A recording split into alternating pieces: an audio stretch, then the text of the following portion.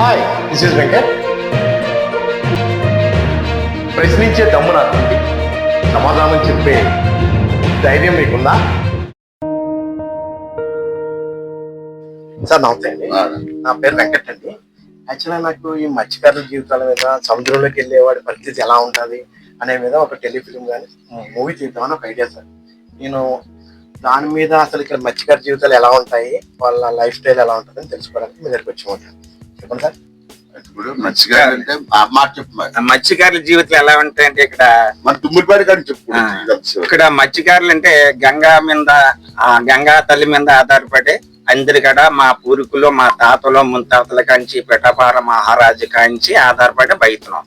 ఎక్కడి నుంచి అంటే మన ఈ యానాము జిల్లా కానించి మొత్తం విశాఖ జిల్లాకి వెళ్ళాక ఇక్కడ మాకు తెలుసుకున్న మట్టుగా అలాగా ఈ మత్స్యకారుల జీవితాలు దీని మీదే భార్య పిల్లల్ని చేపలు అమ్ముకోవడం, తెచ్చుకోవడం, ఏదో వాళ్ళకి ఉంటే తినడం, లేకపోతే దేవుడి పడి అలాగా నమస్కారం చేసుకోవడం, బతకడం, జీవితం ఎంతకాలం ఎలాగే వెళ్తుంది. కానీ మా పూర్వీకులకి ఇంత ముందు గవర్నమెంట్ సహకారం ఏమి లేదండి. ఇప్పుడు ఈ వేళ మాకి తలిగింది పోతే బేరం ఏంటంటే ఎవరెవరో అధికారులు వచ్చిన తర్వాత 2000 కాడించి 4 ఏళ్ళకి వచ్చింది. ఇప్పుడు సహకారం మానాటోళ్ళకి 60 సంవత్సరాలు దాటిన వారికి, మత్స్యకారులు 50 సంవత్సరాలు దాటిన వారికి పిలిచిన ఇస్తున్నారు. కొంతవరకు దీని వల్ల కొంత మానాట పెద్దోళ్ళకి ఈ దారి ముందు కూకొని, రామాలయం మీద కూకొని కొంత జీవితం శాఖ జాగ చంపుతున్నామండి. ఇలా మా పిల్లలకి ఆ గంగలోకి వెళ్ళి ఆ మత్స్యకారులకి ఏదో పడితే అలాగే తినడం, అలా వ్యాపారం అంది వృత్తి చేసుకుని మా బతకవలసిన కారణం ఇదండి. గంగలోకి వెళ్ళినప్పుడే మీకు పరిస్థితులు బాగుంటాయి, మిగతా టైంలో మీరు అలా అంతే ఇబ్బంది అండి. ఒకవేళ ఏ పరిస్థితి వచ్చినా లేదండి, లేదు. లేకపోతే సార్ చాలా పొత్తులే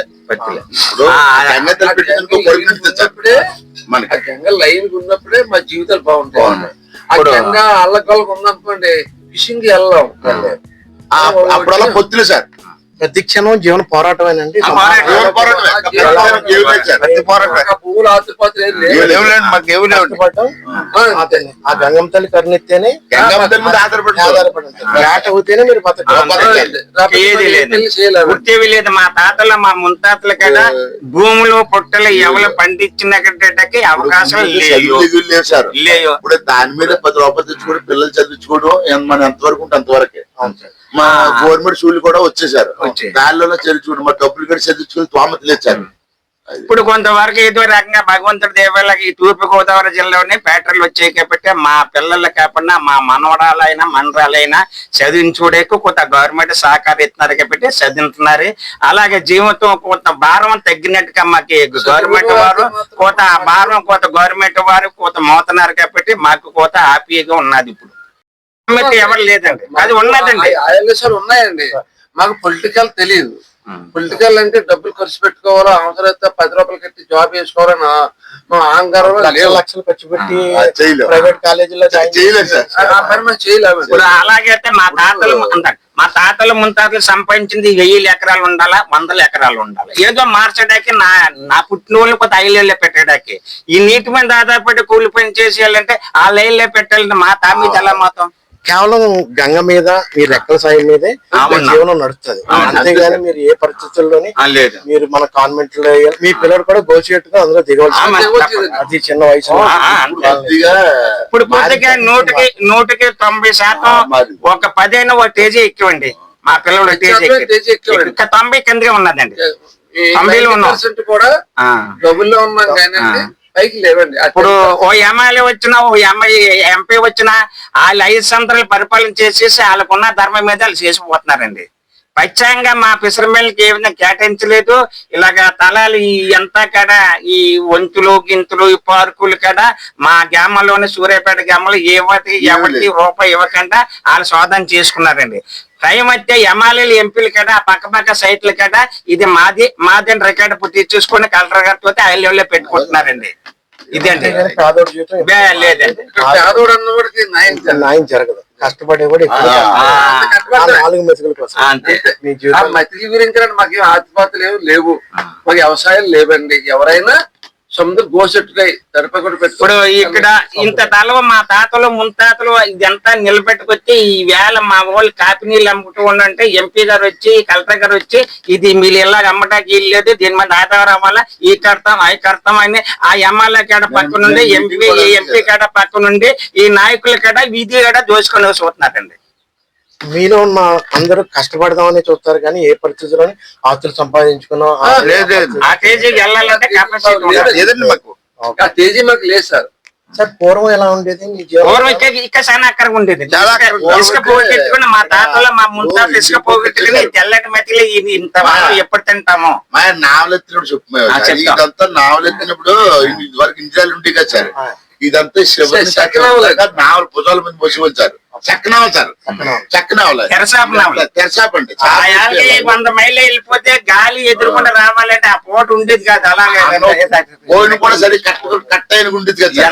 చేపలు అమ్ముకోవాలా, ఆ డబ్బు మార్కెట్ కట్టుకెళ్ళాలి. ఆ టయానికి చేపలు బాగుంటే ఇచ్చుకుంటూ వాళ్ళు ఇక్కడ, లేకపోతే పారవేసి టయానికి వచ్చింది కదండి సార్ తెరచాపనామా టైంకి వచ్చింది. వచ్చింది కదా. ఇప్పుడు ఇవాళ ఇంద్రాల రాళ్ళలోనే కొంతవరకు మా మత్స్యకారులకు బాగుందండి. యాటికి వెళ్ళడం రావడం కానీ ఇంద్రాలకి రావడం 10% ఒట్టెక్కినట్టు, ఈ 90% అయితే మాత్రం కిందే ఉన్నది. అవునండి.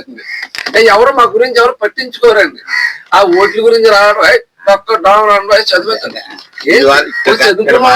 ఎంపీలు ఎమ్మెల్యేలు చేస్తారు. వైజాగ్ లోనే మా వాడపత్రులు ఉన్నారు సార్. మా వైజాగ్ ఆయన ఎంపీ మొన్న అక్కడ వైజాగ్ లో ఉన్నారు సార్. మాకు లేదు సార్. మా జిల్లాకి ఇక్కడ లేదు సార్. విశాఖ జిల్లా ఉన్నారు. అక్కడ విశాఖ జిల్లాలో అటు వెళ్ళిందాక ఉన్నారు సార్. ఉన్నారు. మాకు మాత్రం సరే నమస్తే అండి. మీ జీవితాలు మీ నడవడికల గురించి నేను ఒక సినిమా తీద్దాం అనుకున్నాను. ఆ సినిమా నేను త్వరలోనే రిలీజ్ చేస్తాను. కష్టాలు దాని గురించి న్యాచురల్ గా ఎలా జరుగుతుందో అంతా తెలుసుకుని తీయాలనుకో నా ఉద్దేశం. ఈ సూర్యాపేట పంచాయతీకి ఒక సొసైటీ తీసుకుని పట్టుకోండి సార్, చెప్పండి. సూర్యాపేటకి సొసైటీలో సొసైటీ ఫిషర్మెన్ మెరాని కోఆపరేటివ్ మాకు కూడా గవర్నమెంట్ వారు ఫిషరీస్ డిపార్ట్మెంట్ ఏం కార్యక్రమం మా దగ్గర పెట్టాలి ఏర్పాట్లు చేస్తారు సార్. కానీ ఈ పేషెంట్ ఉన్నాడో లేనంటోళ్ళకి దూరంగా వేయాలని ఏమి ఉండదండి. ఆ అధికారులు కూడా ఎవరికి మొఖం బాగుంటే ఆడికి ఏది పని చేస్తారు కానీ మొక్కలు బాగులకి మాత్రం ఎవరికి ఏం చేయదండి. మన ప్రభుత్వం చేసే సాయం ఎట్టి పరిస్థితుల్లో పేదవాడి డొక్కదాకా రావట్లేదు. ఐసు కరిగినట్టు కరుగుతూ చివరికి నీళ్ళే మిగులుతున్నాయి. ఈ ప్రజల కోసం ఏం చేసే నాదుడు లేడా? వీళ్ళ జీవితాలను మార్చే ఒక రోజు రాదా? ఆ రోజు కోసం ఎదురు చూస్తూ వెంకట్.